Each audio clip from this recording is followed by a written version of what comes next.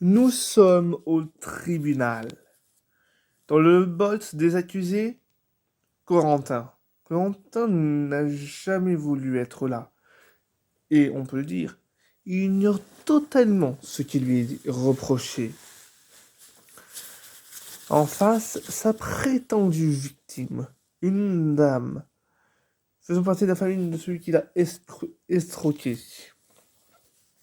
qui est assassiné pour faute de paiement.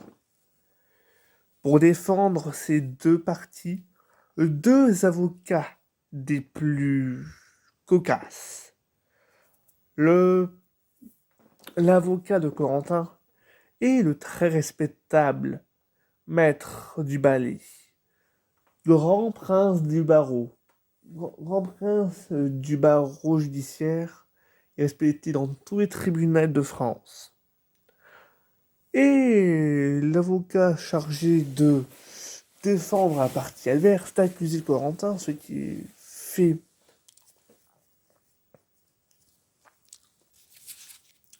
celui qui a pour mission de le faire condamner, est un jeune, est un jeune novice, à peine sorti de l'école.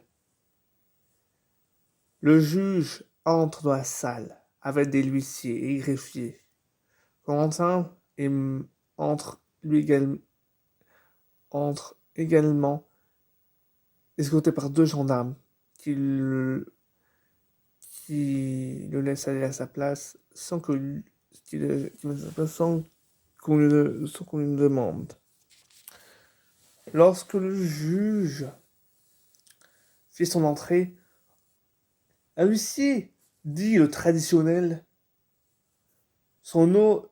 l'honorable, son éminence, l'honorable juge Berthier. L'audience peut commencer, dit le juge Berthier. Accusé, levez-vous.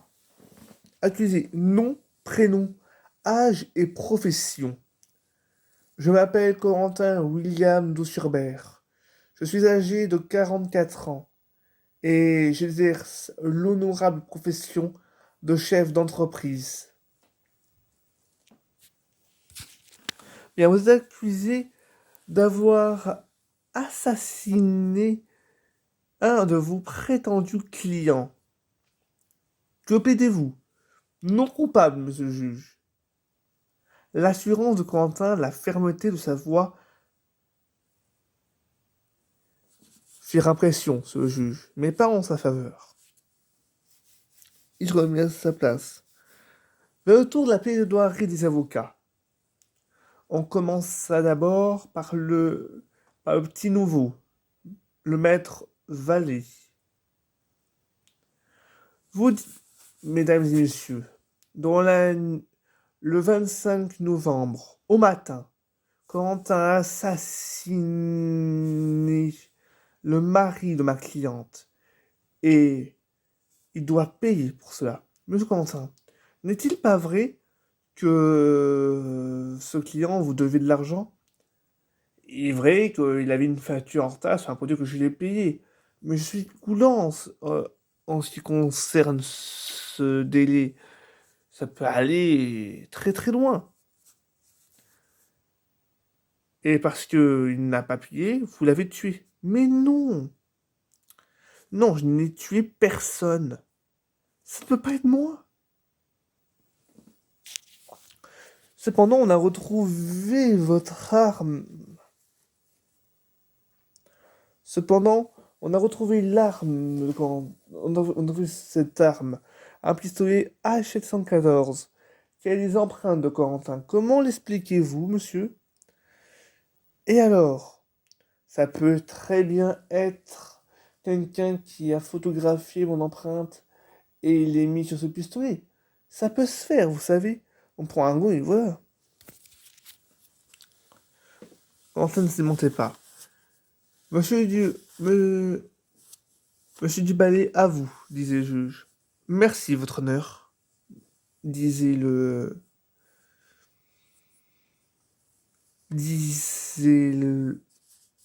disait l'avocat maître du Ballet. Mesdames et messieurs les jurys, monsieur le président, mon client Corentin de Schreiber est est un honnête travailleur. Il n'a jamais fréquenté la justice. Il n'a jamais été coupable de quelque méfait. J'appelle comme premier témoin Tom Marsan. À lui-ci fit entrer le témoin Tom Marsan. Celui-ci, en voyant son vieil ami Corentin menotté dans une tenue de prisonnier qui ne l'est pas du tout, s'indigna et dit au juge en s'asseyant: Monsieur le juge, je réponds à toutes vos questions, s'il vous plaît, mais s'il vous plaît, je peux faire une petite digression? Bien sûr, allez-y. Cet homme, il montre Corentin, tu vois.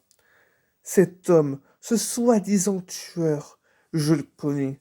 Je le connais mieux que personne. Vous le jugez pour un prétendu meurtre qu'il n'a pas commis. Et moi, qui me dis qu'il n'a pas commis ce meurtre, je le crois. Il a été, il est depuis bientôt 57 ans, mon meilleur pote. Le voir ainsi, menotté, sans pouvoir se défendre par lui-même, ça me révolte. L'avocat Corentin posa la première question qui lui vint. Monsieur Marsan, vous dites l'avoir connu 57 ans?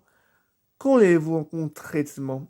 Quand je suis entré au Kajorki, Corentin était dans le même et on a fait connaissance et nous sommes devenus très vite amis. Je, je, je le considérais et je le considère toujours comme mon frère. N'avez-vous jamais senti... Est-ce que pour vous, Corentin a une âme de tueur? Bien sûr que non. Le simple fait qu'on puisse l'accuser est un outrage pour sa personne. Je connais Corentin depuis pas mal de temps et c'est pas du tout son genre, mais pas du tout. Bon, d'accord. Alors, après le déf... après le défilé de témoins, les jurys passent 15 minutes. Il arrivait 15 minutes de délibération et jury annonce la verdict. Est-ce que les jurés ont entendu la verdict? Demanda le président. Oui, monsieur le président. Et qui est-il? Nous déclarons l'accusé non coupable de meurtre. Les preuves que nous avons sur les lieux et nous indiquent certes qu'il a peut-être fait, mais ses antécédents sont nets. Il n'a aucun rapport avec la justice. Et comme le disait l'un des témoins, Corentin est un homme honorable. Il n'a jamais voulu faire quoi que ce soit de mal. Corentin fut acquitté et on lui rendit tous ses biens. Quand il rentre, enfin, quand Corentin se dirigea vers Fleurville, sa ville. En voyant sa voiture défiler dans les rues, sous une acclamation de voisins et d'amis qui, le, qui ne pouvaient pas le voir en prison, il s'arrêta devant chez lui. Corentin possédait un vaste manoir dû à l'héritage de son père qu'il avait acheté avant de mourir. En entrant, il fut accueilli par Nestor, son domestique, l'un de ses 400 serviteurs. Nestor était, comme tous les domestiques, très fidèle à son maître. Il ne voulait en aucun cas le trahir. C'est pourquoi, durant toute la durée de la détention de Corentin, le... il a tenu la maison comme, comme il le faisait, comme il l'a fait depuis pas mal d'années. Les amis Corentin étaient aussi contents. Et quand Corentin arriva au... à son travail, qui entra dans son bureau, le bureau du PDG et du grand patron, Il y trouva son frère, Nathan, allé au poste de PDG. C'est bon, tu peux me libérer. C'est bon, tu peux me laisser à la place. Je reprends la rêve. Content de te revoir. Moi de même. Avis à tous les employés. Votre PDG bien-aimé est de retour. Alors travaillez du mieux que vous pouvez. Cette nouvelle, transmise par la média de l'interphone, produisit de la joie au sein des employés. Aucun d'eux ne voulait voir Corentin en prison. Et la vraie coupable était Juliette Douce-Cadeau, la pire ennemie et criminalité de ce Corentin. Et dire que l'un des... Et à tout le monde s'est d'accord pour dire que l'un des plus respectables membres de cette ville allait, si personne ne faisait rien, croupir en prison.